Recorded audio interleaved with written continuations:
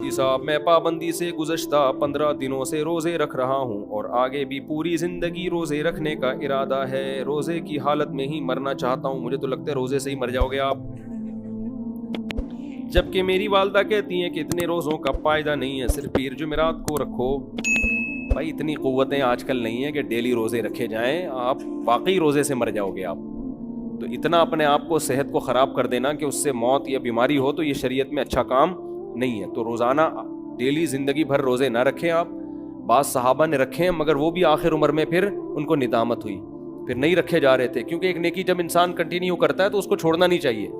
تو اتنی کی عادت ڈالیں جتنا افورڈ کر سکتے ہیں. تو میں آپ کو 3 طریقے بتاتا ہوں جو حدیث سے ثابت ہیں روزے رکھنے کے. کسی نے نفلی روزے رکھے ضرور, بالکل. آج معاشرے میں نفلی روزوں کا رواج ہی ختم ہو گیا ہے. عرب الحمدللہ رکھتے ہیں پابندی سے, عربوں میں رواج ہے, عام لوگ بھی رکھتے ہیں, علماء بھی رکھتے ہیں. ہمارے یہاں نفلی روزوں کا رواج ہی ختم ہو گیا ہے, یہ غلط ہے. تو حدیث میں آتا ہے کہ ہر مہینے 3 روزے رکھو.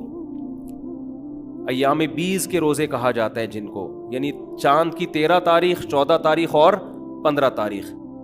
یہ ہر مہینے کے 3 روزے آپ صلی اللہ علیہ وسلم نے فرمایا پورے مہینے کے برابر ہیں. کیونکہ ایک روزہ 10 کے برابر, ایک نیکی 10 کے برابر نا, تو 3 روزے 30 کے برابر ہو گئے. پھر آپ صلی اللہ علیہ وسلم نے پیر اور جمعرات کا روزہ رکھا ہے, اس کی ترغیب ہے, تو یہ بھی رکھ لیا کرو.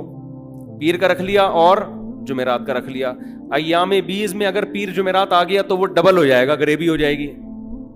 وہ جیسے پیر کے دن 13 ذی الحجہ آ گئی تو 13 کا بھی ہو گیا اور گریبی میں پیر کا بھی ہو گیا. ایک طریقہ تو یہ ہے کہ پیر جمعرات کا رکھ لیں اور ایام, یعنی ایک طریقہ ایام بیز کا, دوسرا ہے صرف پیر جمعرات کا, اور دونوں کو مرج کر لیں تو بہت اچھی بات ہے. پیر جمعرات کا بھی رکھیں اور ایام بیز کا بھی. اور آپ کو پتا ہے ہفتے کے 2 روزے, جو کینسر کے اسپیشلسٹ ہیں نا ڈاکٹر, وہ بتاتے ہیں کہ 2 دن کی فاسٹنگ کینسر کے لیے بڑی مفید ہے, کینسر نہیں ہونے دیتی.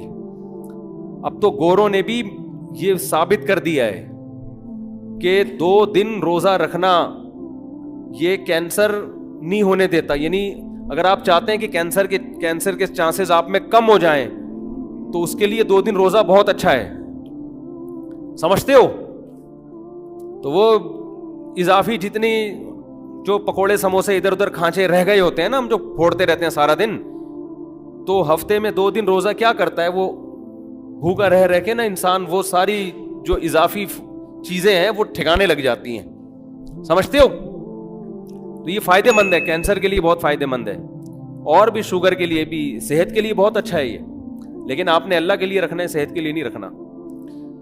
تیسرا روزے کا طریقہ جو حدیث سے ثابت ہے وہ یہ ہے کہ کوئی دن, کوئی مہینہ متعین کیے بغیر, حدیث میں آتا ہے آپ صلی اللہ علیہ وسلم بعض دفعہ روزہ رکھتے تو ایسے رکھنے شروع کرتے کہ ہمیں لگتا آپ کبھی چھوڑیں گے ہی نہیں, پھر چھوڑتے تو ایسا چھوڑتے کہ ہمیں لگتا کہ دوبارہ کبھی رکھیں گے ہی نہیں. تو یہ بھی ایک طریقہ ہے, آپ رکھنا شروع کر دیں, وہ رکھے جا رہے ہیں. جب آپ نے دیکھا کہ یار اب کمزوری شروع ہو گئی ہے صحت میں, تو چھوڑنا شروع کر دیں. پھر کھاتے رہیں, پھر موڈ ہوا, پھر پے در پہ روزے, پھر موڈ ہوا, پھر چھوڑیں تو ایسا چھوڑیں کہ گھر والے سمجھیں اب یہ ان کا معمول ختم ہو گیا, ابھی ہمیشہ کھائیں گے پیئیں گے. اور رکھیں تو ایسا رکھیں کہ گھر والے سمجھیں ابھی ہمیشہ روزے سے رہا کریں گے. تو یہ بھی, اس سے انسان کی صحت بھی ٹھیک رہتی ہے اور روزوں کا ثواب بھی حاصل ہوتا رہتا ہے. اور اگر کسی نے بہت زیادہ فنٹر بننا ہے, بہت نیک بننا ہے, تو پھر حدیث میں آتا ہے سب سے بہتر روزہ داؤد علیہ السلام کا روزہ ہے. زندگی بھر روزہ رکھا, کیسے؟ ایک دن روزہ ایک دن ناغا, ایک دن روزہ ایک دن ناغا. یہ سب سے بہتر روزہ ہے. کیوں؟ حدیث میں وجہ نہیں بیان کی اس کی کہ کیوں بہتر ہے, لیکن اس کی ایک سرسری غور سے ایک ٹیکنیکل وجہ سامنے آتی ہے. بتا دوں وجہ. دیکھو, روزے کا بنیادی مقصد ہے روحانی طور پر خود کو طاقتور بنانا, جسمانی طور پہ کمزور کرنا یہ روزے کا مقصد نہیں ہے. کیونکہ حدیث میں آتا ہے طاقتور مومن اللہ کو کمزور مومن سے زیادہ محبوب ہے. سمجھتے ہو؟ اگر آپ ڈیلی روزے رکھتے رہو گے ڈیلی, تو آپ جسمانی طور پر کمزور ہونا شروع ہو جاؤ گے. چلو گے لاغری کے ساتھ بات کرو گے, بڑی ویکنیس ہوتی ہے, ہم نے بھی تجربہ کر کے دیکھا ہے. ہمیں طالب علمی کے دور میں دن جوش چڑھا تھا, ہم نے گرمیوں میں دیو مار 4.5 روزے رکھنا شروع کیے. گرمیوں کے روزے تھے, میں اتنا باریک ہو گیا تھا, اتنا باریک. کہ محلے والے کہہ لیں بھائی کیا ہو گیا ہے ان کو غائب ہونا شروع ہو گیا تھا. تو وہ بعض دفعہ انسان پہ غلبہ ہوتا ہے نا, تو یہ پھر اس سے انسان میں چڑچڑاپن پیدا ہو جاتا ہے. جب انسان کمزور ہوتا ہے تو غصہ آتا ہے بہت زیادہ. تو مجھے اندازہ ہو گیا تھا یار میں بات بات پہ لڑ رہا ہوں لوگوں سے, پھڈے کر رہا ہوں, غصہ کر رہا ہوں. لڑنے کی طاقت ہوتی نہیں ہے. کمزور آدمی کو غصہ زیادہ آتا ہے, لڑنے کی پاور اس میں ہوتی نہیں. وہ جذبات سے ہی اگلے کو دبانے کی کوشش کر رہا ہوتا ہے, اور اگلا تھوڑا سا موقع دکھا دے تو یہ ڈر جاتا ہے. یہ تو کمزوری یہ ایک عیب ہے, جان کر کمزوری. تو کنٹینیو روزہ رکھنے سے بار بار مسلسل آپ رکھتے ہی چلے جائیں گے تو روحانی قوت تو بڑھتی ہے لیکن جسمانی قوت کمزور. اور روحانی بھی بہت زیادہ نہیں بڑھتی. وجہ اس کی ہے کہ آپ کو عادت ہو جاتی ہے. روحانی قوت بڑھتی ہے نفس کی مخالفت سے, اپنی چاہتوں کی مخالفت سے. تو جب آپ رکھتے رکھتے رکھتے عادی ہو جاتے ہیں تو وہی آپ کے روٹین کا حصہ بن جاتا ہے. کوئی الگ سی چیز نہیں لگتی آپ کو. آپ کا پتا ہے بھائی میں نے صبح 4 بجے کھانا کھانا ہے, پھر افطاری کے وقت کھانا ہے, یہ روٹین میں آ گئی نا ایک چیز. تو ایک دن روزہ ایک دن چھوڑا, ایک دن روزہ ایک دن چھوڑے میں کیا ہوتا ہے کہ جب ایک دن روزہ ہے اگلے دن ریکوری ہو جاتی ہے. کھائیں گے آپ, پیئیں گے, آپ کا جسم کمزور نہیں ہوتا, لیکن ٹینشن اتنی ہے نا کہ کر کے دیکھو پتا چلے گا, کیونکہ انسان عادی نہیں ہوتا روزے کا. صحیح سمجھ میں آ رہی ہے بات؟ اب دیکھو روزانہ روزہ رکھنا ہے نا تو تھوڑے دن میں عادت ہو جاتی ہے. جیسے رمضان میں ہمیں عادت پڑ جاتی ہے نا 10-15 روزوں کے بعد, یار صبح اٹھنا ہے, یہ تو روٹین کا ایک حصہ ہے. ایک دن روزہ رکھا, ایک دن چھوڑا, جیسے وہ والا واقعہ ہے نا وہی بتاتا ہوں میں. ایک دن روزہ رکھا, ایک دن چھوڑا, اب دوبارہ اگلے دن رکھنا بڑا مشکل ہوتا ہے. حقیقت ہے, کیونکہ آپ نے کل پراٹھا کھایا تھا, چائے بھی پی تھی, گٹکا بھی ٹائم پہ, اور سٹے مٹے بھی, نسوار بھی, سب چیزیں ہو گئی. اب دوبارہ یار یہ مشکل ہوتا ہے.